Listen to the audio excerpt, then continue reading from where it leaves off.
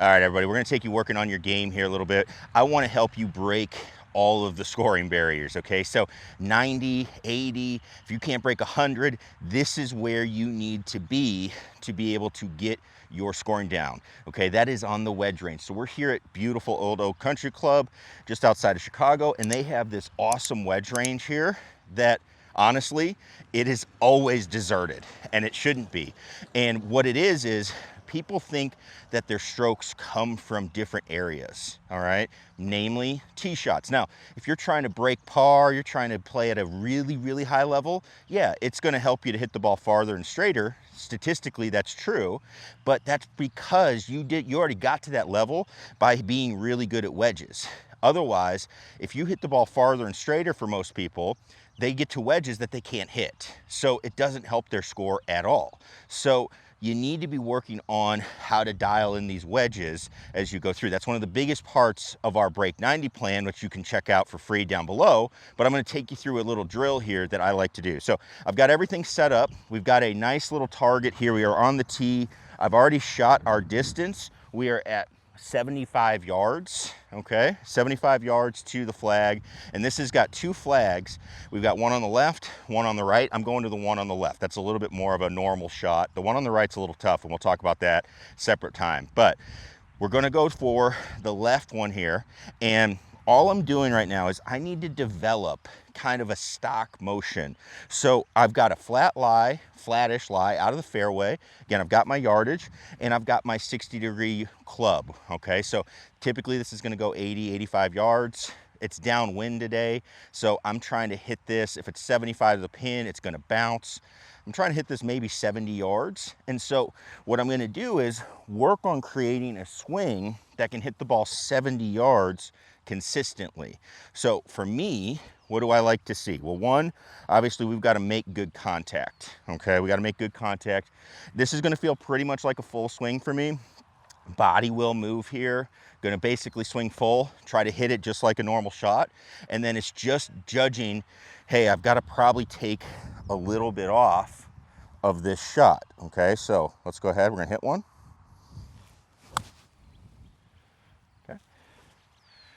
Little ride of it, but not bad.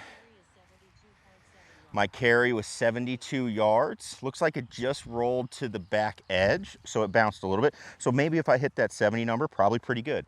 So as I do this, 72 yards, how big of a swing did I make? Okay, I have to think about that. So for me, that felt probably about, I like to work kind of in percentages, so 90%. Some people, you might say, hey, I'm gonna work back to my left shoulder. Some people like to use what's called the clock system, where you work back how far on a clock you would work back. Whatever it is, you're developing your consistent, something that you can use when you go to play. So again, I've got 70 yards. Let's try to do it again.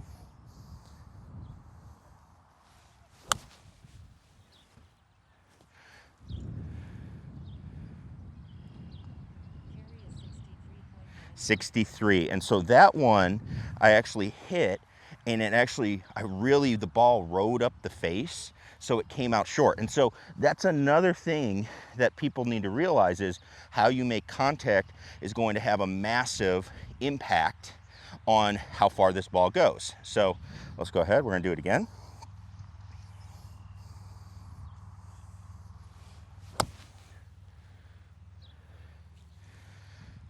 Other than being a little right, it felt pretty good. 74. So again, I kind of drove that one a little bit, not bad. Getting some big hops up there as we go. Let's go one more. See if I can I got to bring this down a little bit.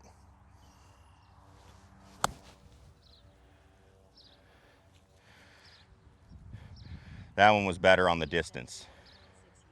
Yeah, 71 there, and that ball finished the best to the target. So I definitely had to dial it back just a little bit. Again, we are downwind. Green looks like it's pretty firm up there, so all of that plays into this.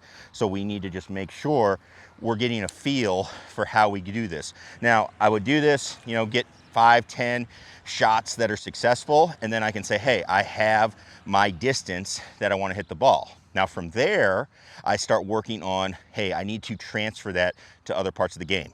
All right, so we've walked it off. I've got 31 yards to my landing spot. So what happens now, and this is again where people don't differentiate, is I am now into my, let's call it half shot zone, where I'm no longer just gonna hit this like a full shot. Okay, so this actually gets a little bit tricky. Now, you can hit these shots well, but my technique will change a little bit. I'm gonna be using a lot less body. It's gonna still use some, but I also need to make sure I'm delivering the club in a way that this ball will make good contact, because I'm not going to be driving through as much as I would like to. So what I like to do is, we're going to hit some shots here. I'm just figuring out again, how big is everything? What is going to happen? What is my strategy before we get through to this shot on the course? Okay, how am I going to feel my motion? How big of a motion? And I'm going to work all of that out now. Okay, because when I get on the course, I don't want to work that out. I want to pick a spot, I want to try to land it there and let it do its thing. That's all I'm going to think about. So 31 yards for me, feet are going to be closer together. I'm going to be trying to clip this pretty nice. Pretty basic one here. I say that, but then we got to pull it off.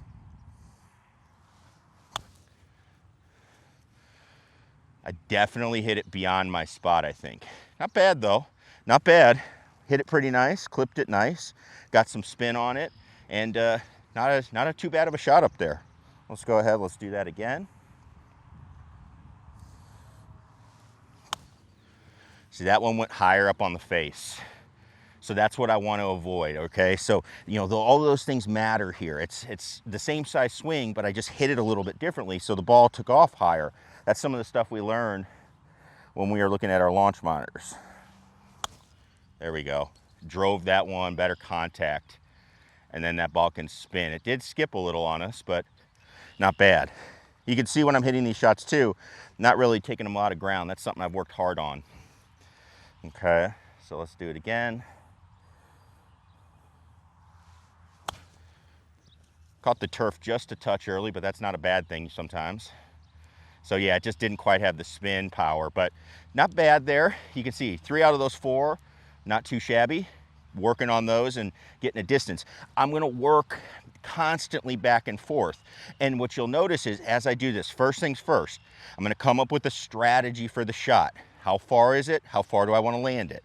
I'm going to come up with, where do I want this ball to land? So I can constantly be judging. Did I do it? I did pretty well on 3 out of 4 of those, despite where the ball finishes. So I can take that feeling and say, all right, when I need to carry a golf ball about 30 yards, I know what I need to do. Then I can go work on, hey, I need to bounce the ball here or do whatever as you're going through. So that's the first thing. If you want to be able to break 90, again, this place over here is awesome. It is barren all the time, and it shouldn't be. It should be somewhere where people are moving up and down. Hey, I'm this far. How big would I go? How big would I go? What's the ball do when I hit the green? So developing that system is going to be the biggest key to you breaking 90 or any of your barriers, because if you're trying to break 80, you just got to get the ball closer. You got to get it to where you can make some putts. If you're trying to break 90, you got to get on the green where you can 2-putt it. You got to break 100, you got to get it up there where it's not a complete disaster. That's all the things that we're doing. It all comes from here. And to me, this is the fun part of the game, because I get to watch the ball hit. I get to watch the ball go close to the hole and see what I can do with it. So if you have questions about it, please leave a comment down below. And as always, make sure you check out that breaking 90. That is huge. It's gonna give you some ideas. Even if you're trying to break 80 or 75, a lot of those questions are gonna get you thinking about how you would do that for your specific scoring barriers. So thanks everybody for tuning in. We'll see you in the next one. Peace.